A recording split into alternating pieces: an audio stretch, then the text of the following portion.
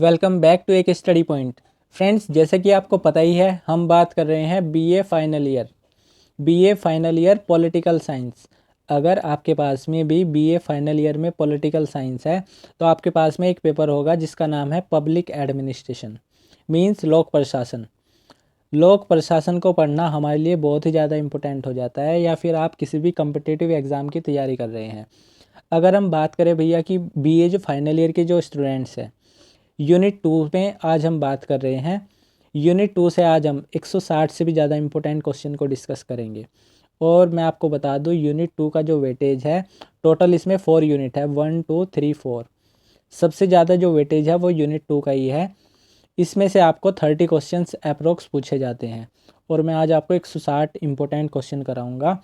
इन्हीं 160 plus question में से कोई 30 क्वेश्चंस पूछ ले जाते हैं।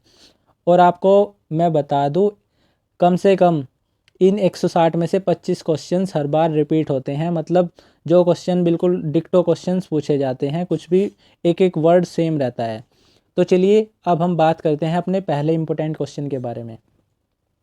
जो इसमें जो पहला क्वेश्चन है वो कहता है, निश्चित व्यक्ति समूह द्वारा निश्चित उद्देश्य की प्राप्ति हेतु किए जाने वाले कार्यों को ही संगठन कहते हैं। अगर आपने यूनिट 2 का थ्योरी पार्ट का वीडियो देखा होगा तो आपने संगठन को अच्छे से समझा होगा। अगर आपने नहीं देखा तो कमेंट बॉक्स में वीडियो का लिंक दिया होगा। सबसे पहले आप थ्योरी पार्ट के वीडियो को देख लीजिएगा। उसके बाद जब आप क्वेश्चन करेंगे तो क्वेश्चंस करना आपके लिए बहुत ही ज़्यादा आसान हो जाएगा। तो चलिए, यह कथन किसने कहा? तो मैकफार्लैंड का यह कथन है। अब अगर ऐसे कोटेशन दे दी जाए तो आपको कैसे याद करना है? तो आपको कुछ वर्ड को सिलेक्ट कर लेना है। अब क्वेश्चन 1 से आपको क्या वर्ड सेलेक्ट करना है? तो इसमें कुछ यूनिक वर्ड को आपको सेलेक्ट करना है। जैसे फर्स्ट क्वेश्चन में निश्चित व्यक्ति और निश्चित उद्देश्य, ऐसे 2 वर्ड आपको यूनिक छांट लेने हैं और उसके बाद मैकफार्लैंड को आपको याद कर लेना है। तो मैकफार्लैंड का यह कथन है। इस तरीके से आपका क्वेश्चन नंबर 1 तैयार हो जाता है। और हाँ, अगर आप हमारे चैनल पर वीडियो को पहली बार देख रहे हैं तो हमारे चैनल को एक बार सब्सक्राइब ज़रूर कर दीजिएगा। तो चलिए फ्रेंड्स, देखते हैं अपने सेकंड क्वेश्चन को। इसमें सेकंड क्वेश्चन कहता है, ऐसे कार्यात्मक संबंध जो कि लंबे अरसे तक एक साथ काम करने वाले लोगों की पारस्परिक अंत क्रियाओं के फलस्वरूप विकसित होते हैं, को एल डी वाइट ने कहा है। तो एल डी वाइट का ये कथन है। तो ऐसी जो क्रियाएं हैं जो मतलब लंबे अरसे तक एक साथ चली आ रही है, तो उन क्रियाओं के फलस्वरूप क्या विकसित हुआ है? तो अनौपचारिक संगठन। B option is right answer. इसमें हमारा नेक्स्ट क्वेश्चन है, क्वेश्चन नंबर 3, स्पेस। अब आपको स्पेस में बताना है क्या आएगा। किसी उद्यम में लगे हुए मनुष्यों के बीच संबंधों का ऐसा फलस्वरूप है जिसमें उद्यम के कार्यों की पूर्ति हो सके। तो ई एन ग्लेडन ने का यह कथन है। तो यहाँ पे स्पेस में आएगा संगठन। अगर आपने ई एन ग्लेडन का यह कथन पढ़ा होगा तो संगठन यहाँ पर आ जाएगा। संगठन किसी उद्यम में लगे हुए मनुष्य के बीच में संबंधों का ऐसा फलस्वरूप है जिसमें उद्यम के कार्यों की पूर्ति हो सके। तो चलिए इसमें नेक्स्ट क्वेश्चन देखते हैं, क्वेश्चन नंबर 4। निम्नलिखित में से कौन से विद्वान यह मानते हैं कि प्रशासनिक संगठन के सिद्धांत होते हैं? तो कौन मानते हैं? तीनों, हेनरी फ्योल, लूथर गुलिक और उर्विक, तीनों मानते हैं भैया। नेक्स्ट है इसमें हमारा क्वेश्चन नंबर 5। निम्नलिखित में से कौन सा संगठन का आधारभूत तत्व नहीं है? तो इस क्वेश्चन का जो आंसर होगा वो होगा व्यक्ति। तो ए, बी और सी राइट हो जाएंगे, और जो तत्व नहीं है वो हो जाएगा व्यक्ति। नेक्स्ट है इसमें क्वेश्चन नंबर 6। निम्नलिखित में से किसने कहा संगठन तथा प्रणाली के कार्य की परिभाषा मोटे तौर पर की जा सकती है? कार्य संचालन के सभी पहलुओं में सुधार, विशेषकर प्रक्रियाओं के तथा संबंधों में। तो यह भी एक कथन है। ये कथन किसका है? एल डी वाइट का। अब इस तरीके से आप याद कर सकते हैं, परिभाषा मोटे, कुछ यूनिक वर्ड को ले लीजिए आप, कोई भी हो सकते हैं आपके लिए जो आपको आसान लगे। तो चलिए अब इसमें हमारा नेक्स्ट क्वेश्चन है, क्वेश्चन नंबर 7। संगठन कितने प्रकार के होते हैं? तो भैया 2 प्रकार के होते हैं, औपचारिक संगठन और अनौपचारिक संगठन। नेक्स्ट है क्वेश्चन नंबर 8। हेनरी फ्योल ने संगठन के कुल कितने सिद्धांत बताए हैं? तो 14 सिद्धांत बताए हैं भैया। नेक्स्ट है इसमें क्वेश्चन नंबर 9। लूथर गोलिक के अनुसार संगठन में कार्य विभाजन के निम्नलिखित में से कौन से आधार होते हैं? तो ये क्वेश्चन वेरी इंपॉर्टेंट है भैया। पहले तो 4 आधार होते हैं, तो कौन कौन से होते हैं आपको सीरियल वाइज भी ऐसे पूछ लिया जाता है कि इनको इंक्रीजिंग ऑर्डर में बताइए। तो सबसे पहला है उद्देश्य, उसके बाद प्रक्रिया, व्यक्ति और स्थान। तो चलिए अब हमारा नेक्स्ट क्वेश्चन है क्वेश्चन नंबर 10। कोई भी परिवर्तन विहीन संगठन मरणासन है, यह कथन किसका है? तो ग्लेडन का यह कथन है, ऑप्शन नंबर ए। किसी भी संगठन के आधार होते हैं, क्या होते हैं? उद्देश्य, व्यक्ति, स्थान, तीनों। ये सभी इसका आंसर हो जाएगा। नेक्स्ट है क्वेश्चन नंबर 12। 2 या अधिक संभावित विकल्पों में से एक व्यवहार्य विकल्प को चुन लेना ही निर्णय है, यह परिभाषा किसकी है? तो जी.आर. टेरी की यह परिभाषा है। नेक्स्ट है क्वेश्चन नंबर 13। अनौपचारिक संगठन के बारे में कौन सा वक्तव्य सही नहीं है?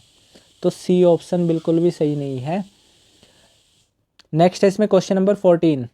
संगठन के विभिन्न सिद्धांत विचारधारा में से कौन सा विचारक सही रूप में सुमेलित है? तो बिल्कुल ए ऑप्शन हमारा राइट आंसर हो जाएगा। मानव संबंध सिद्धांत के बारे में कौन बात करते हैं? George Elton Mayo. ऐसे आप याद कर सकते हैं। नेक्स्ट है इसमें क्वेश्चन नंबर 15। उद्देश्य, प्रक्रिया, व्यक्ति और अक्षेत्र अभी हम पढ़ के आए हैं क्वेश्चन नंबर 9 में। वही क्वेश्चन रिपीट है। 4 आधार बताए हैं, किसने बताए हैं? सर लूथर गुलिक ने। नेक्स्ट है हमारा क्वेश्चन नंबर 16। निम्नलिखित में से कौन सा औपचारिक संगठन का गुण नहीं है? तो भैया ऑप्शन नंबर सी, अनौपचारिक संप्रेषण में बाधा।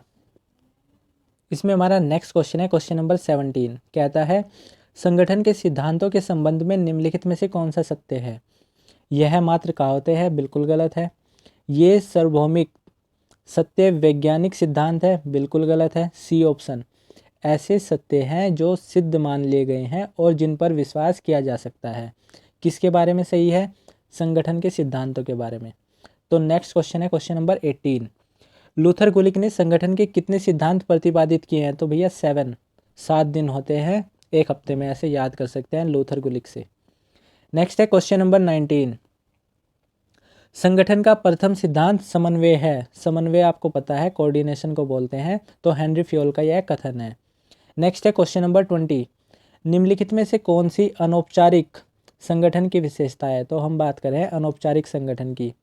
तो सत्तात्मक प्रकृति, पद सौंपनीय ढांचा, विवेकीय एवं अवैयक्तिक मूल्य। तो D option is right answer. 21। Luther Gulick के अनुसार निम्नलिखित में से कौन सा संगठन का आधार नहीं है? तो भैया अनौपचारिक संगठन।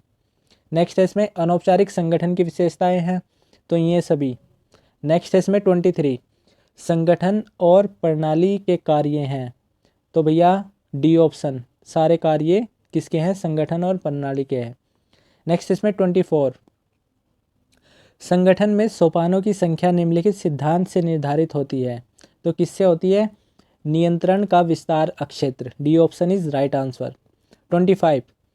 पद सोपान का शाब्दिक अर्थ है, तो आपको पता ही होगा अगर आपने थ्योरी पार्ट का वीडियो देखा होगा, तो श्रेणीबद्ध प्रशासन।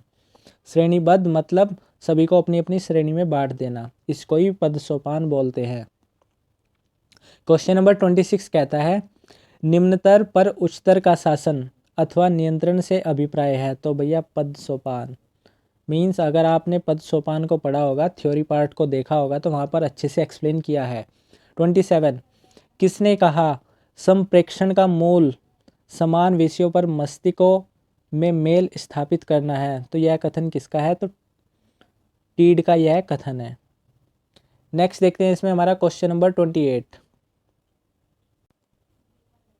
28 कहता है श्रव्य दृश्य संचार का उपकरण है, तो किसका? टेलीविजन का।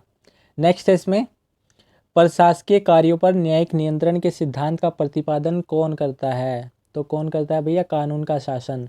अगर कानून होगा किसी देश में तभी तो न्यायिक नियंत्रण किया जा सकता है, कानून से ही तो सब कुछ होगा। नेक्स्ट इसमें क्वेश्चन नंबर 30। निम्नलिखित में से कौन से कथन अतारांकित प्रश्नों के बारे में सही है? तो फर्स्ट और सेकंड राइट आंसर हो जाएगा। इसकी पहचान तारा चिन्ह द्वारा की जाती है और इसका उत्तर मौखिक रूप में दिया जाता है। नेक्स्ट इसमें question number 31 very important question है, कॉम्पिटिटिव एग्जाम में भी इस तरीके के क्वेश्चन पूछे जाते हैं। सबसे पहले आपको इसमें बताना है सर्वोच्च न्यायालय का आज्ञापत्र अधिकार अक्षेत्र कौन सा आर्टिकल है, तो भैया आर्टिकल नंबर 32। नेक्स्ट इसमें सरकार के विरुद्ध वाद, तो कौन सा आर्टिकल प्रोवाइड कराता है, अनुच्छेद 300। नेक्स्ट इसमें सी उच्च न्यायालय का आज्ञापत्र अधिकार क्षेत्र कौन से आर्टिकल में आता है भैया, 226 में। नेक्स्ट इसमें न्यायिक पूर्वावलोकन, न्यायिक पुनरावलोकन की शक्ति का स्रोत, तो ऑप्शन नंबर ए अनुच्छेद 13। तो इसका राइट आंसर हो जाएगा। इसको आप स्क्रीनशॉट ले लीजिएगा और एक बार में तो आपको याद भी नहीं होंगे, इसको अच्छे से रिकैप करना, ऐसे क्वेश्चन पूछ ले जाते हैं। नेक्स्ट इसमें 32 पद सोपान पर आधारित संगठन की विशेषताएं हैं, तो भैया ये सभी इसकी विशेषताएं हैं, डी ऑप्शन इसका राइट आंसर हो जाएगा। नेक्स्ट है हमारा इसमें क्वेश्चन नंबर 33 पद सोपान व्यवस्था प्रशासन के किस सिद्धांत से अधिक संबंधित है, तो सत्ता का विकेंद्रीकरण। पद सोपान में क्या होता है कि पदों का डिस्ट्रीब्यूशन होता है पद सोपान में, और उसी तरीके से विकेंद्रीकरण में क्या होता है, उसमें भी मतलब पावर का डिवीज़न होता है। जिस तरीके से पद सोपान में पावर का डिवीज़न होता है, सबको पावर दे दी जाती है, उसी तरीके से विकेंद्रीकरण में भी सेम आप रिलेट कर सकते हैं। नेक्स्ट इसमें पद सोपान सिद्धांत का गुण नहीं है, तो भैया कठोरता गुण नहीं है पद सोपान सिद्धांत का। 35 कहता है पद सोपान का प्रमुख दोष है लाल फीताशाही, थ्योरी पार्ट में भी आपको बताया था। नेक्स्ट इसमें 36 प्रशासन पर न्यायिक नियंत्रण का प्रमुख उद्देश्य है, भैया नागरिकों के अधिकारों एवं स्वतंत्रता की रक्षा करना। नेक्स्ट इसमें 37 सामाजिक न्याय की उपलब्धि में लोकहित मुकदमे का प्रयोग एवं प्रभावी उपकरण की तरह किया जाता है, क्योंकि इसमें न्यायिक प्रक्रिया कम खर्चीली बनती है, द्रुतगामी है और विवेक समतम बनती है। भैया बिल्कुल तीनों सही हो जाएंगे बोझिल को छोड़ के। नेक्स्ट है इसमें 38 केंद्रीकरण के दोष है, तो भैया सारे दोष है, कार्यों में विलंब, निर्णयों में त्रुटि की संभावना, प्रशासन में शिथिलता। नेक्स्ट है इसमें हमारा क्वेश्चन नंबर 39 कहता है नियंत्रण की सीमा के निर्धारक तत्व है कार्य, समय, स्थान और व्यक्ति। अभी आपने अगर पीछे भी पढ़ा होगा तो कार्य, समय, स्थान और व्यक्ति, ये 4 टर्म आप याद कर लीजिए, बहुत ही ज़्यादा इम्पोर्टेंट है। नेक्स्ट है इसमें नियंत्रण के विस्तार अक्षेत्र सिद्धांत को किस विद्वान द्वारा ध्यान के विस्तार अक्षेत्र स्पैन ऑफ अटेंशन का नाम दिया गया, तो A.V. ग्रेकुनेस ने स्पैन ऑफ अटेंशन का नाम दिया था। नेक्स्ट इसमें 41 नागरिकों का प्रशासन पर नियंत्रण का सबसे प्रभावशाली तरीका है, भैया प्रेशर ग्रुप, दबाव समूह। नागरिक प्रशासन पर प्रेशर ग्रुप की हेल्प से दबाव बनाते हैं। नेक्स्ट इसमें 42 निम्नलिखित में से पद सोपान की मुख्य कमी क्या है, खर्चीली व्यवस्था है, बिल्कुल सही बात है। यह संगठन में उच्च अधिकारी और अधीनस्थ की भावना को जन्म देता है, सही बात है एकदम। नेक्स्ट इसमें यह संगठन में कठोरता पैदा करता है, option number D right answer. 43 कहता है पद सोपान का केंद्र बिंदु है, तो उचित माध्यम के नियम, राइट आंसर हो जाएगा। 44 कहता है प्रत्येक संगठन में पद सोपान व्यवस्था ठीक उसी प्रकार आवश्यक है जिस प्रकार घर में नाली, परंतु इस माध्यम को आमतौर पर संचार के एकमात्र माध्यम के रूप में प्रयोग में लाना उसी प्रकार अनावश्यक है जिस प्रकार नाली में समय व्यतीत करना। यह कथन किसका है, तो भैया कोई बात नहीं, याद मत कीजिए, नाली से आप याद कर लीजिए, एक टर्म ले लीजिए इसमें से नाली, और उर्विक का यह कथन है। इस तरीके से आप याद कर सकते हैं। क्वेश्चन नंबर 45 कहता है निम्नलिखित में से कौन सा सांसदों की उपलब्ध औपचारिक रूप में पूर्व निर्धारित उपकरण नहीं है, तो कौन सा है, शून्यकाल। नेक्स्ट इसमें 46 कहता है निम्नलिखित देशों में से किस देश में प्रशासन के प्रबंधकीय पक्ष पर सर्वाधिक बल दिया गया है, तो प्रशासन पर किस देश ने बल दिया है, अमेरिका ने। नेक्स्ट है 47 कहता है लोकतंत्र में प्रशासन पर लोक नियंत्रण का सबसे प्रभावशाली यंत्र है, भैया सतर्क जनमत, राइट आंसर हो जाएगा। 48 जन व्यय पर संसद नियंत्रण करती है, तो नियंत्रण तथा महालेखा परिशिक्षक के माध्यम से। जन व्यय आपको पता ही है, धन से रिलेटेड संसद में कौन नियंत्रण करता है, तो नियंत्रण तथा महालेखा परीक्षक। क्वेश्चन नंबर 49 कहता है कार्यात्मक विकेंद्रीकरण से तात्पर्य है, तो तकनीकी अथवा व्यावसायिक इकाइयों को निर्णय लेने का अधिकार देना। बिल्कुल सही बात है। नेक्स्ट इसमें 50 क्वेश्चन इसमें कहता है सत्ता का लक्षण है, यह निर्णय लेने की शक्ति है। बिल्कुल सही बात है। इसके द्वारा दूसरों को कार्य को निर्देशन किया जा सकता है। बिल्कुल सही बात है। यह दूसरे व्यक्तियों के व्यवहार को प्रभावित करने की शक्ति है, तो option number D right answer हो जाएगा। क्वेश्चन नंबर 51 कहता है लोकतांत्रिक प्रशासन की विशेषताएं है, तो लोकतांत्रिक आपको पता ही है जिसमें जनता के हित के लिए काम हो, जनता ही गवर्नमेंट को चुने, तो option number D right answer हो जाएगा। 52 स्विट्जरलैंड में प्रशासन पर सर्वाधिक नियंत्रण किसका है, तो भैया वोटर्स का है, मतदाता का है। नेक्स्ट क्वेश्चन है इसमें 53 ब्रिटेन में प्रशासन पर सर्वाधिक नियंत्रण किसका है, तो यहाँ पर संसद का है, और स्विट्जरलैंड में मतदाता का है। नेक्स्ट है इसमें 54 प्रशासन पर नियंत्रण किसका होता है, तो कार्यपालिका, न्यायपालिका, विधायिका तीनों का होता है। नेक्स्ट है इसमें 55 प्रशासन पर कार्यपालिका के नियंत्रण का साधन है, तो भैया ए ऑप्शन नियुक्ति और निष्कासन की शक्ति। बिल्कुल, कार्यपालिका किसी भी अधिकारी को नियुक्त करती है और निष्कासन भी कर सकती है। यह शक्ति किसके पास होती है, कार्यपालिका के पास में। 56 क्वेश्चन कहता है उत्तरदायित्व निकटतम है किसके, जिम्मेदारी के। उत्तरदायी से ही आप समझ सकते हैं जिम्मेदारी। क्वेश्चन नंबर 57 कहता है इसमें अधिकारों के प्रत्योजन की बाधा निम्नलिखित में से कौन है, तो भैया ए बी सी विश्वासों का अभाव, समन्वय की समस्या, अधीनस्थों की अयोग्यता, तो तीनों ऑप्शन राइट आंसर हो जाएंगे।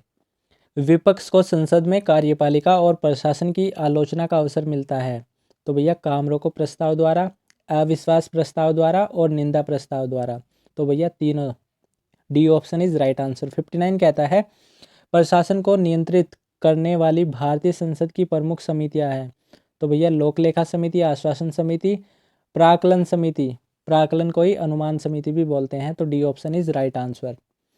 नेक्स्ट है इसमें 60 निम्नलिखित में से कौन आदेश की एकता सिद्धांत का प्रबल समर्थक है, तो हेनरी फ्योल जी आदेश की एकता ऐसे याद कर सकते हैं। नेक्स्ट इसमें जब प्रत्योजन लिखित रूप में होता है उसे कहते हैं औपचारिक प्रत्योजन, और अगर लिखित में ना हो तो उसको अनौपचारिक बोल देंगे। नेक्स्ट इसमें क्वेश्चन नंबर 62 कहता है निम्नलिखित में से किस देश में संसदीय कार्यपालिका पाई जाती है, तो भैया भारत में पाई जाती है संसदीय कार्यपालिका। 63 कहता है इसमें लोक प्रशासन की समस्त शक्तियां का स्रोत है व्यवस्थापिका, A option is right answer. 64 कहता है इसमें प्रशासन पर कार्यपालिका के नियंत्रण का साधन है, तो भैया अभी ये क्वेश्चन रिपीट भी अभी पढ़ के आए हैं हम। 65 कहता है प्रशासन पर विधायी नियंत्रण का एक महत्वपूर्ण अवसर है बजट पर वाद विवाद। विधायी नियंत्रण, विधायी मतलब आपको पता ही है, और ऑप्शन याद कर लेना है आपको, बजट पर वाद विवाद। नेक्स्ट है इसमें 66 प्रशासन पर संसदीय नियंत्रण की दृष्टि से महत्वपूर्ण पद है, तो भैया प्रशासन पर संसदीय नियंत्रण की दृष्टि से कौन सा पद महत्वपूर्ण है, तो नियंत्रण एवं महालेखा परीक्षक। नेक्स्ट है इसमें 67 इनमें से कौन सा औपचारिक संगठन का लाभ नहीं कहा जा सकता, तो ऑप्शन नंबर डी इसमें मनुष्य से ज़्यादा नियम और नीति का महत्व होता है। किसमें, संगठन में, संगठन के बारे में हम बात कर रहे हैं, इसको लाभ नहीं कहा जा सकता, बाकी सब लाभ है। नेक्स्ट है इसमें क्वेश्चन नंबर 68 कहता है इसमें इनमें क्या लूथर गुलिक के 4P सिद्धांत में वर्णित नहीं है, तो भैया अगर आपने लूथर गुलिक का 4PS सिद्धांत पढ़ा होगा थ्योरी में, तो आप इस क्वेश्चन का आंसर छठ देसी कर सकते हैं, तो ऑप्शन नंबर बी आंसर हो जाएगा। नीति उसमें नहीं था, सारे PP से वर्ड थे। नेक्स्ट क्वेश्चन नंबर 69 वो कहता है औपचारिक संगठन के निर्माण की प्रक्रिया व्यवस्थित व नियोजित होती है, जबकि अनौपचारिक संगठन का निर्माण स्वतः होता है।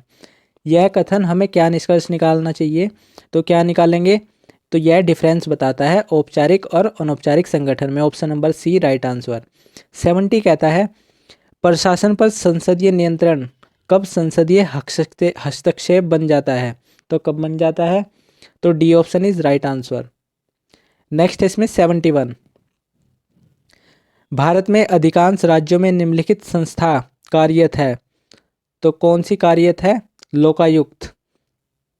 आप कमेंट बॉक्स में बताना अगर आपने थ्योरी पार्ट का वीडियो देखा होगा। लोकायुक्त के भाई का क्या नाम है? मतलब इंडिया में जैसे ओम्बुड्समैन से हमने लोकायुक्त लिया था, लोकायुक्त के साथ लोकायुक्त तो राज्यों में काम करेगा और सेंटर में क्या काम करेगा वो आपको कमेंट बॉक्स में बताना है। नेक्स्ट है इसमें क्वेश्चन नंबर 72। अगर आपको वीडियो लेंथी लग रहा होगा तो आप बीच में रेस्ट ले सकते हैं या फिर आप कंटिन्यू कर सकते हैं। नेक्स्ट है क्वेश्चन नंबर 72। भारत में महाधिवक्ता को कौन नियुक्त करता है? तो कौन नियुक्त करता है भैया? राष्ट्रपति। भारत का राष्ट्रपति नियुक्त करता है भारत में महाधिवक्ता को। नेक्स्ट है 73। 5 वर्षों के लिए 14वें वित्त आयोग की संसूतियाँ किस तिथि में लागू हुई? तो 1/4/15 को। तो 1/4/15 को 14वें वित्त आयोग की संस्तुतियाँ लागू हुई थी। नेक्स्ट है क्वेश्चन नंबर 74। ऐसे क्वेश्चंस आपको याद करने वाले हैं, ऐसे क्वेश्चंस आपको याद करने ही पड़ेंगे। इंपॉर्टेंट क्वेश्चन है 73, इसको आप याद कर लीजिएगा। 74 कहता है आदेश की एकता के सिद्धांत को यदि उल्लंघन किया जाए तो सत्ता कमज़ोर होती है, अनुशासन खतरे में पड़ जाता है, व्यवस्था गड़बड़ा जाती है और स्थायित्व संकट में पड़ जाता है। किसने कहा? तो हेनरी फ्योल जी का यह कथन है। तो कैसे याद कर सकते हैं? व्यवस्था गड़बड़ा जाती है, अनुशासन खतरे में पड़ जाता है, 2 वर्ड आप याद कर लीजिए और इधर से हेनरी फ्योल को याद कर लीजिए। इसमें जो नेक्स्ट क्वेश्चन कहता है वो कहता है विकेंद्रीकरण को प्रोत्साहन देने वाला तत्व है, तो लोकतांत्रिक विचार, संगठन का विस्तृत आकार और कार्यों की विभिन्नता। तीनों बातें एकदम सही है। 76 कहता है निम्नलिखित में से नेतृत्व के किस गुण को बर्नार्ड ने प्रतिपादित किया है? तो जीवन शक्ति एवं सहन शक्ति, निर्णय की शक्ति और प्रत्यकारी। तो तीनों, ये सभी इसका आंसर हो जाएगा। 77 कहता है संसदीय नियंत्रण के साधन है, तो भैया डी ऑप्शन। नेक्स्ट है इसमें 78। वित्त के मामले में संसदीय नियंत्रण का एक सशक्त माध्यम है, तो कौन सा है? वित्त के मामले में कटौती प्रस्ताव। नेक्स्ट है इसमें वित्त और कटौती से आप याद ही कर सकते हैं, वित्त तो पैसों को बोलते हैं और कटौती आपको पता ही है। नेक्स्ट है 79। 79 कहता है निम्नलिखित राज्यों में से किस राज्यों में सर्वप्रथम लोकायुक्त पद सर्जित किया गया? तो वेरी इंपॉर्टेंट क्वेश्चन है। लोकायुक्त को कहाँ पर सबसे पहले सर्जित किया गया था? महाराष्ट्र में। ये क्वेश्चन कॉम्पिटिटिव एग्जाम में भी आता है, वेरी इंपॉर्टेंट क्वेश्चन है। 80 कहता है निम्नलिखित देशों में से किस देश में मंडलीय कार्यपालिका है? तो स्विट्जरलैंड में। D option is right answer. 81 कहता है कौन सा प्रशासन व कार्यपालिका के नियंत्रण का सबसे अधिक प्रभावशाली साधन है? तो ए ऑप्शन राइट आंसर हो जाएगा, शीर्ष अधिकारियों की नियुक्ति और हटाया जाना। नेक्स्ट है क्वेश्चन नंबर 82। इसमें 82 कहता है क्वेश्चन नंबर 82 कहता है इसमें थोड़ा सा स्लाइड ब्लर जरूर हो रही है लेकिन हम पढ़ के बताएंगे आपको। कार्यपालिका के ऊपर विधायी नियंत्रण करने में कौन सी समितियों का नियंत्रण महालेखा परीक्षक की सहायता मिलती है? तो नियंत्रण एवं महालेखा परीक्षक को किन 2 समितियों की सहायता मिलती है? तो फर्स्ट है इसमें लोक लेखा समिति की और दूसरा लोक उपक्रम समिति की। तो ए option is right answer. Next इसमें संगठन के आधार के संबंध में पहली बार 4P बताने वाले विद्वान कौन थे? तो sir Luther Gulick ji. C option is right answer. इसमें हमारा नेक्स्ट क्वेश्चन नंबर 84 कहता है निम्नलिखित में से कौन सा कथन मानवीय संबंध अभिगम के निकटतम है? तो कौन सा है? मानव एक सामाजिक प्राणी है। 85 कहता है निम्नलिखित में से किस प्रशासन पर नागरिक नियंत्रण के माध्यम है? तो प्रशासन पर नागरिक नियंत्रण कैसे कर सकता है? दबाव समूह के द्वारा। बिल्कुल सही बात है भैया। नेक्स्ट इसमें विधि कपिले जी नहीं। नेक्स्ट इसमें वापस बुलाना, सही बात है। ऐसा कहाँ पर होता है? स्विट्जरलैंड में अक्सर ऐसा होता है। नेक्स्ट है इसमें निर्वाचन, बिल्कुल सही बात है। नेक्स्ट है इसमें सलाहकार समितियाँ, तो ऑप्शन हो जाएगा C option is right answer. 86 कहता है नियंत्रण की सीमा के लिए गणितीय सूत्र का प्रतिपादन किस विचारक ने किया? तो एवी ग्रेकुनस। गणितज्ञ से आप याद कर सकते हैं ग्रेकुनस को। 87 कहता है प्रशासन पर कार्यपालिका नियंत्रण हस्तक्षेप कब बन जाता है? तो कब बन जाता है? जब मौखिक किंतु नियम विरुद्ध निर्देश दिए जाते हैं। नेक्स्ट है स्थानांतरण का भय बन जाता है। नेक्स्ट इसमें बार बार स्थानांतरण किया जाता है। तो उपयुक्त तीनों, मतलब प्रशासन, मतलब जो प्रशासनिक अधिकारी है उनको कैसे डराया जा सकता है। क्वेश्चन नंबर 88 कहता है अपने मंत्रालयों से संबंधित सभी कार्यों के लिए उत्तरदायी होता है? तो मंत्री होता है भैया। 89 कहता है प्रशासन पर कार्यपालिका के नियंत्रण का स्वरूप कैसा होना चाहिए? तो सकारात्मक होना चाहिए, पॉजिटिव, बिल्कुल सही बात है। 90 कहता है कार्यपालिका द्वारा प्रशासन पर नियंत्रण का तरीका है? तो भैया नियुक्ति और निष्कासन होता है, लेकिन इसमें नियुक्ति ही मेंशन है, तो नियुक्ति इसका राइट आंसर हो जाएगा। 91 कहता है कार्यपालिका द्वारा प्रशासन पर नियंत्रण का तरीका है? तो नियुक्ति, स्थानांतरण और पदच्युत, तो तीनों इसका आंसर हो जाएगा, मतलब उनको पद से हटाया भी जा सकता है। इसमें हमारा क्वेश्चन नंबर 92 कहता है कार्यपालिका द्वारा प्रशासन पर नियंत्रण का तरीका है? तो निर्देशन, नियंत्रण और निरीक्षण, तो भैया तीनों। हमें नियंत्रण करना है किस पर? कार्यपालिका द्वारा प्रशासन पर। नेक्स्ट है 93 कार्यपालिका द्वारा प्रशासन पर नियंत्रण का तरीका है? तो भैया नीति निर्माण, ए ऑप्शन इज राइट आंसर। 94 कहता है कार्यपालिका द्वारा प्रशासन पर नियंत्रण का तरीका है? कौन सा तरीका है? कर्मचारियों की नियुक्ति और पदच्युति। अब क्वेश्चन नंबर 95 वेरी इंपॉर्टेंट है। रिट शब्द किस भाषा का है? तो लैटिन भाषा का शब्द है। थ्योरी पार्ट में आपको अच्छे से समझाया है रिट्स कितनी है और किस तरीके से काम करती है। 96 कहता है अगर आपने थ्योरी पार्ट की वीडियो नहीं देखी है तो आप रिट्स के कोई भी क्वेश्चंस नहीं कर पाएंगे, थोड़ा डिफ़िकल्ट टॉपिक है रिट्स। अगर मैं अभी भी आपको बताऊंगा तो वीडियो बहुत ही ज़्यादा लेंथी हो जाएगा, और ऑलरेडी बहुत वीडियो लेंथी हो चुका है। 96 कहता है भारत में बंदी प्रत्यक्षीकरण आदेश जारी करने का अधिकार किसका है? तो उच्च और उच्चतम न्यायालय को, मतलब कोर्ट ही डिसीजन दे सकता है हैबीज कॉर्पस पर। क्वेश्चन नंबर 97 कहता है प्रशासन पर न्यायिक नियंत्रण का दोष है? तो भैया न्यायिक प्रक्रिया धीमी एवं खर्चीली है, तो यह इसका दोष है। नेक्स्ट क्वेश्चन है हमारा 98 लोक प्रशासन पर जितने नियंत्रण होते हैं उनमें सबसे अधिक आत्म संशोधक निर्णय नियंत्रण क्या होता है? तो नियंत्रण बताना है कौन सा? संचार माध्यमों द्वारा नियंत्रण।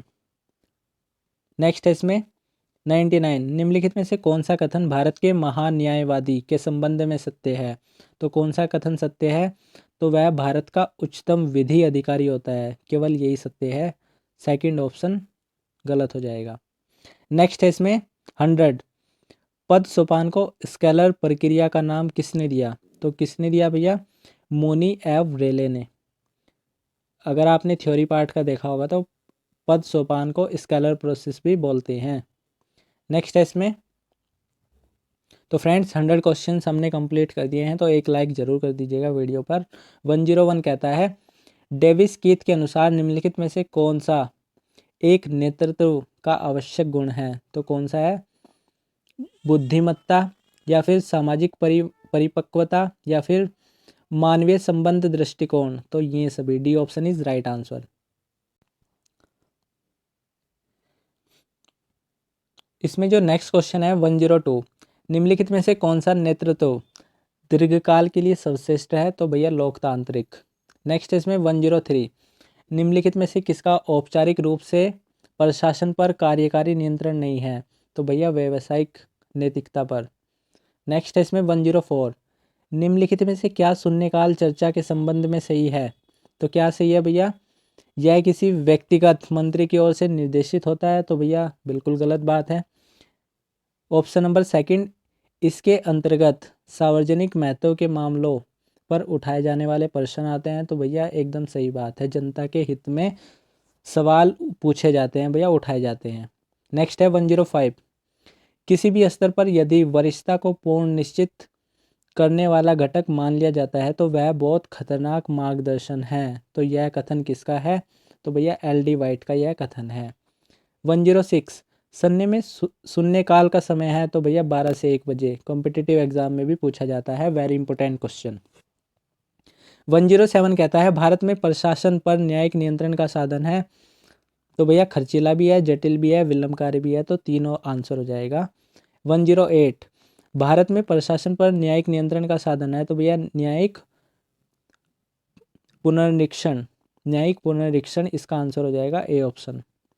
109 कहता है प्रशासन पर न्यायपालिका के नियंत्रण की कमजोरी कौन कौन सी है? तो ए ऑप्शन कहता है उसमें स्व परीक्षा की पद्धति अपनाई जाती है। सेकंड कहता है कानूनी गलतियां में यह दखल देता है। तीसरा कहता है अधिकारिता के अभाव से जुड़े हुए मामले इसमें विचार अक्षेत्र में नहीं आते। फोर्थ कहता है यह तभी सक्रिय प्रतीत होता है जब प्रशासन अपकरण का दोषी होता है। तो भैया कौन कौन से सही हो जाएंगे? फोर्थ तो एकदम सही है और थर्ड इसमें रॉन्ग है। अधिकारिता के अभाव से जुड़े हुए मामले इसमें विचार के अक्षेत्र में नहीं आते। तो भैया फर्स्ट, सेकंड और फोर्थ इसमें राइट आंसर हो जाएगा, सी ऑप्शन।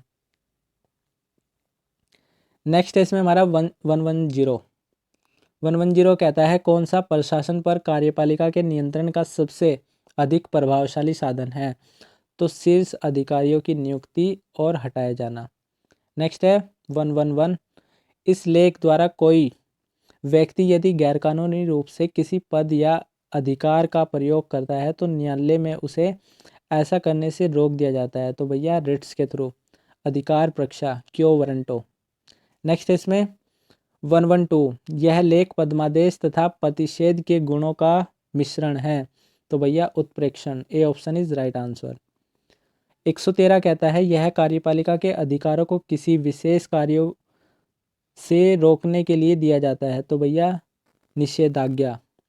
अगर आपने रिट्स का वीडियो नहीं देखा हो तो हम एक सेपरेट पार्ट में भी रिट्स का एक वीडियो प्रोवाइड करा देंगे, जिससे आपको ये सारे क्वेश्चंस मतलब बहुत आसानी से आपके सारे क्वेश्चंस हो जाएंगे। ये क्वेश्चंस अगर आपने रिट्स को नहीं समझा है तो ये क्वेश्चंस आप नहीं कर पाएंगे। क्वेश्चन 114 कहता है बंदी प्रत्यक्षीकरण से तात्पर्य है। तो भैया क्या तात्पर्य है? कैदी को कानून के विरुद्ध जेल में न रखा जाए और उसका मतलब जो पेश करना होता है किसके सामने? न्यायाधीश के समक्ष पेश किया जाता है। नेक्स्ट इसमें 115। प्रशासन पर न्यायिक नियंत्रण का मुख्य उद्देश्य निम्नलिखित में से कौन सा है? तो भैया कौन सा है? नागरिक अधिकार और स्वतंत्रता की रक्षा करना, मतलब नागरिकों के हित में काम करना। नेक्स्ट है इसमें अनुमान समिति के सदस्य संसद के किस सदन के होते हैं? तो भैया लोकसभा के होते हैं सारे। नेक्स्ट है इसमें 117। निम्नलिखित में से कौन सा देश प्रमुखता से प्रशासकीय कानून प्रयुक्त करता है? तो कौन सा देश करता है? फ्रांस। ये क्वेश्चन वेरी इंपॉर्टेंट है, कॉम्पिटिटिव एग्जाम में भी पूछा जाता है कि कौन सा देश प्रमुखता से प्रशासकीय कानून प्रयुक्त करता है? तो फ्रांस राइट आंसर हो जाएगा। नेक्स्ट इसमें 118 कहता है बहुल कार्यपालिका की विशेषताएं क्या क्या है? तो बहुल कार्यपालिका विशेषता है कहाँ की है? स्विट्जरलैंड की। स्विट्जरलैंड में बहुल कार्यपालिका है, मतलब वहाँ पर अलग अलग कैंटन्स की सरकार होती है, सभी के पास अपनी अलग अलग पावर होती है। कहाँ पर? स्विट्जरलैंड में। नेक्स्ट है 119। निम्नलिखित में से कौन सा कार्य राजनीतिक कार्यपालिका द्वारा संपादित नहीं किया जाता है? तो भैया नीति क्रियान्वयन। नेक्स्ट है इसमें 120 कहता है निम्नलिखित में से कौन प्रशासन पर विधायी नियंत्रण का साधन नहीं है? तो कौन सा नहीं है भैया? अध्यादेश। अध्यादेश कोई साधन नहीं है किस पर? प्रशासन पर विधायी नियंत्रण का। नेक्स्ट इसमें 121 कहता है उच्चतम न्यायालय तथा उच्च न्यायालय संविधान की धारा 32(2) तथा 226 के अंतर्गत कितने प्रकार के लेख जारी कर सकते हैं? तो भैया रिट्स की बात कर रहे हैं, 5 तरीके की रिट्स जारी कर सकते हैं। नेक्स्ट क्वेश्चन है इसमें, निम्नलिखित में से कौन प्रशासन पर कार्यपालिका नियंत्रण का साधन नहीं है? तो भैया लेखा। नेक्स्ट है इसमें, निम्नलिखित में से कौन प्रशासन पर नियंत्रण का प्रकार नहीं है? तो भैया डी ऑप्शन। नेक्स्ट है इसमें 1 to 4 विकासशील देशों में योजनाबद्ध विकास और सामाजिक परिवर्तन का प्रमुख वाहक है। कौन है भैया? लोक प्रशासन। नेक्स्ट है इसमें 1 to 5 पद सोपान सिद्धांत का संगठन एक सार्वभौमिक सिद्धांत है। यह कथन किसका है? तो भैया मुने का यह कथन है सार्वभौमिक सिद्धांत से, आप याद कर सकते हैं। नेक्स्ट है 1 to 6 निम्नलिखित में से कौन सा पद सोपान व्यवस्था का गुण नहीं है? तो सी ऑप्शन, औपचारिक संबंध। 1 to 7 कहता है, आज हम व्यक्ति को पहचानने के लिए प्रथम यह देखते हैं कि वह किस प्रधान संगठन के सदस्य हैं। तो चेस्टर बर्नार्ड का यह कथन है, इसको आप याद कर लीजिए। कुछ क्वेश्चंस आपको याद करने ही पड़ेंगे इसमें। क्वेश्चन नंबर 128 कहता है, यदि वित्त मंत्री को हौज भरने तथा उसमें निश्चित मात्रा में जल बनाए रखने के लिए उत्तरदायी ठहराया जाए तो उस पानी की निकासी पर भी नियंत्रण प्राप्त होना चाहिए। यह वक्तव्य किससे संबंधित है? तो भैया ये क्वेश्चन भी आपको याद करने वाला है। हौज से आप याद कर लीजिए, हौज में पानी भरना। और इधर से हेल्डेन समिति रिपोर्ट का यह वक्तव्य है। 1 to 9 कहता है, नियंत्रण का क्षेत्र निर्भर नहीं करता किस पर? दृष्टिकोण पर। 130 वेरी इंपॉर्टेंट क्वेश्चन है इसमें, आपको सिर्फ मैच द फॉलोइंग करना है। सबसे पहला इसमें उद्योग मंत्रालय, तो उद्योग मंत्रालय किससे संबंध रखता है? उद्देश्य से। नेक्स्ट इसमें सांख्यिकी विभाग, तो सांख्यिकी विभाग किससे? प्रक्रिया से। नेक्स्ट इसमें जनजाति कल्याण विभाग, तो जनजाति व्यक्तियों से। नेक्स्ट इसमें पंचायत व्यवस्था, तो पंचायत व्यवस्था प्रदेश से। तो इस तरीके से आप याद कर लीजिए, एक बार आप इनको खुद से भी पढ़ना। नेक्स्ट है इसमें सत्या प्रत्योजन में निम्नलिखित में से किसका प्रत्योजन नहीं हो सकता? तो किसका? उत्तरदायित्व का प्रयोजन, उत्तरदायित्व का प्रत्योजन इसका राइट आंसर हो जाएगा। क्वेश्चन नंबर 132 कहता है, निम्नलिखित में से कौन सी विशेषता विकेंद्रीकरण सुनिश्चित नहीं करती? तो कौन सी व्यवस्था? इसमें सत्ता का स्वामित्व प्रदान करने वाले के पास ही रहता है। नेक्स्ट इसमें 133 किसने राजनीतिज्ञों एवं प्रशासकों के मध्य अंतर संबंधों को प्रशासनिक राजनीति कहा? यह क्वेश्चन वेरी इंपॉर्टेंट है, कई बार क्वेश्चन एग्जाम में आ चुका है। तो पीटर सेल्फ का यह कथन है। नेक्स्ट है इसमें कौन सी सत्ता प्रतियोजित नहीं की जा सकती? तो भैया कानून विधि बनाने की शक्ति, वित्त संबंधी नई नीति निर्धारण करने की शक्ति। तो भैया D option is right answer. Next है इसमें निम्नलिखित में से क्या विकेंद्रीकरण का गुण नहीं है? तो डी ऑप्शन,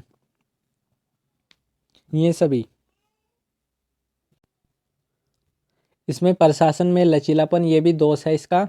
और मित्रता वही प्रशासन और जनप्रिय प्रशासन, ये सब दोष है, ये इसका गुण नहीं है। नेक्स्ट इसमें 136 प्रशासन में निम्न तल से उच्च तल की ओर प्रशासकीय सत्ता के हस्तांतरण की प्रक्रिया को कहा जाता है तथा इसके विपरीत प्रक्रिया को कहा जाता है। तो फर्स्ट में आएगा केंद्रीकरण, दूसरे में आएगा विकेंद्रीकरण। 137 very important, match the following. आपको डेट्स याद करनी है। ऐसे क्वेश्चंस आपको कॉम्पिटिटिव एग्जाम में भी पूछे जाते हैं और आजकल तो बीए फाइनल ईयर में भी आने लगे हैं। लोकसभा में प्रस्तुत किया गया, किसके बारे में बात कर रहे हैं भैया? लोकपाल विधेयक और उसकी दिनांक।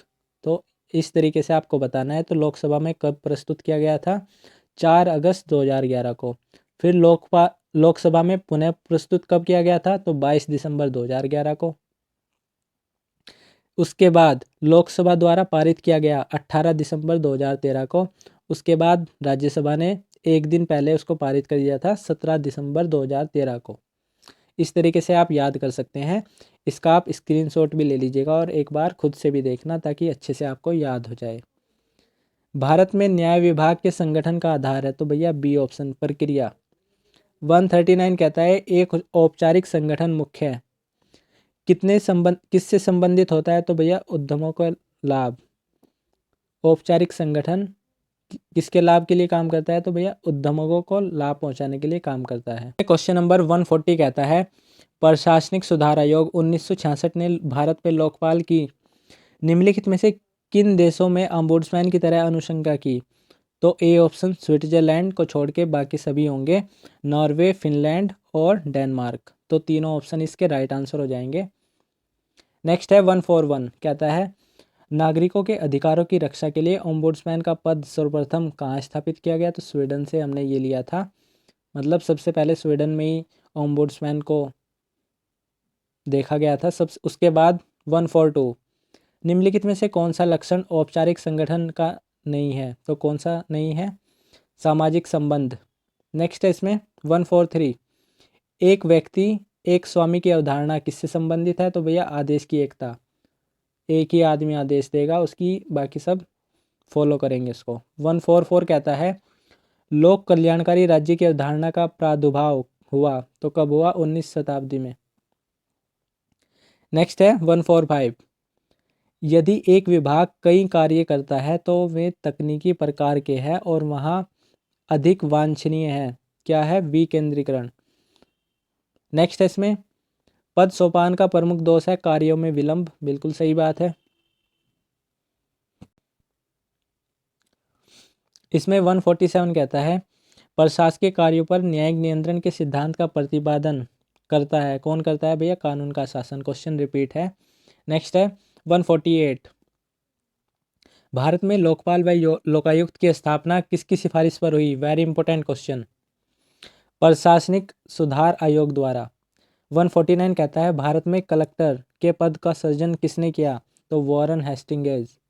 नेक्स्ट है इसमें 150 भारत में पद्मादेश जारी करने का अधिकार है तो किसका है भैया? उच्चतम न्यायालय का।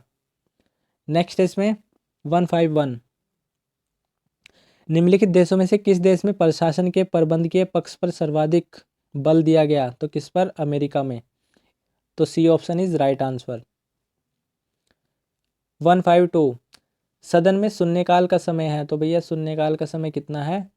60 मिनट का, 1 घंटे का। 153 कहता है निम्नलिखित में से कौन इस बात का समर्थक है कि संगठन में कोर्ट सिद्धांत नहीं होते? तो भैया हर्बर्ट साइमन इसका समर्थक है। 154 कहता है निम्नलिखित में से न्यायिक पुनरावलोकन का अधिकार सर्वोच्च न्यायालय को किन क्षेत्र में प्राप्त नहीं है? तो भैया राष्ट्रपतियों की शक्तियों पर, मंत्रियों परिषद द्वारा राष्ट्रपति को दी गई सलाह पर, संसद के सदस्यों को दी जाने वाली सुविधाओं पर। तो भैया तीनों। 155 कहता है वित्त आयोग अपनी सिफारिश किसको सौंपता है? तो भैया राष्ट्रपति को।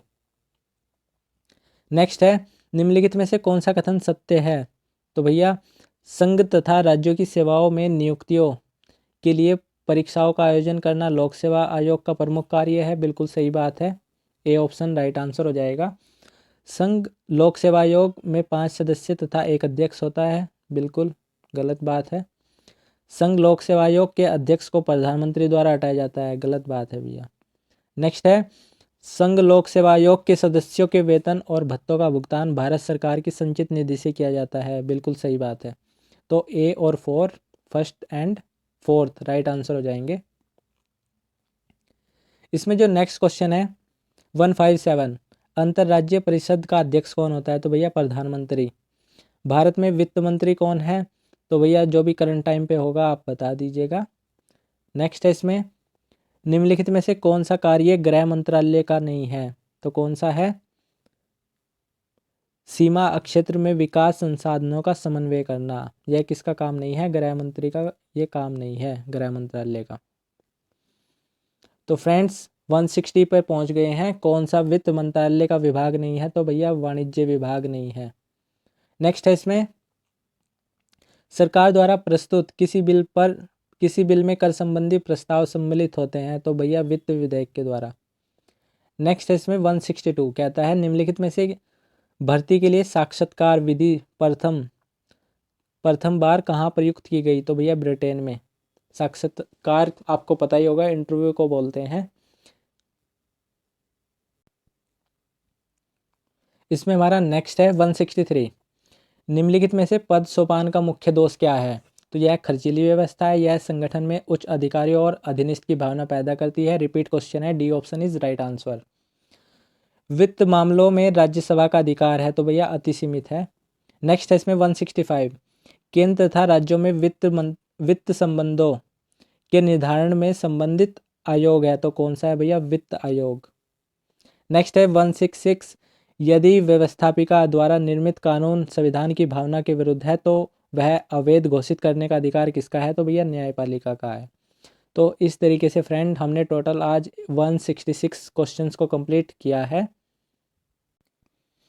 और अगर फ्रेंड्स आपको किसी भी क्वेश्चन में कोई डाउट है तो आप उसको करेक्ट कर दीजिएगा कमेंट बॉक्स में मेंशन करके, मुझे भी और अपने सारे फ्रेंड्स को भी जो वीडियो को देख रहे हैं। तो चलिए फ्रेंड्स, अगर आपको वीडियो थोड़ी सी भी हेल्पफुल लगी हो, 5-10% ही आपको लगा हो कि मुझे समझ में आया है, या फिर अगर आपके इसको देखने के बाद मार्क्स इंप्रूव हो जाते हैं, तो इस वीडियो को लाइक ज़रूर करना और कमेंट बॉक्स में बताना कि वीडियो आपको कैसी लगी। तो फ्रेंड्स मिलते हैं इसकी पार्ट 3 में, मतलब यूनिट 3 में, जिसमें हम सबसे पहले थ्योरी पार्ट को डिस्कस करेंगे, उसके बाद इसके इंपॉर्टेंट क्वेश्चंस को भी। तो चलिए फ्रेंड्स मिलते हैं नेक्स्ट वीडियो में, तब तक के लिए पढ़ते रहिएगा।